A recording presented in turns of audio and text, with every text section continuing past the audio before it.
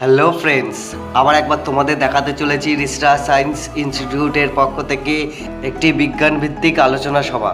এবং এই সভার বিষয় হলো গত 28শে ফেব্রুয়ারি বিজ্ঞান দিবস উপলক্ষে নোবেল জয়ী স্যার সিভি রামান এবং আমাদের অগোচরে ব্রহ্মাণ্ড বিষয় সম্পর্কে জানাবেন ডক্টর সায়ন্তনী নাথ এবং পশ্চিমবঙ্গ রাজ্য বিশ্ববিদ্যালয়ের অধ্যাপক ডক্টর অভিজিৎ পাল।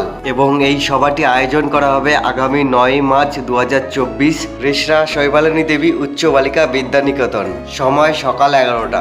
উপস্থিত দিনটিতে স্ক্রিনে স্লাইড শো করে বিষয়টি সম্পূর্ণ বোঝানো হবে এবং মূল বিষয় থাকবে স্যার সিভি রামান 1928 সালে 29শে ফেব্রুয়ারি স্টেটমেন্ট কাগজে ছোট্ট একটি খবর বেরিয়েছিল, new theory of radiation prove by Raman discovery. আর আগের দিন 28শে ফেব্রুয়ারি কলকাতায় দীর্ঘদিন গবেষণা করার পর একটি আবিষ্কার করেছিলেন, যাকে এখন আমরা রামন ক্রিয়া বলি।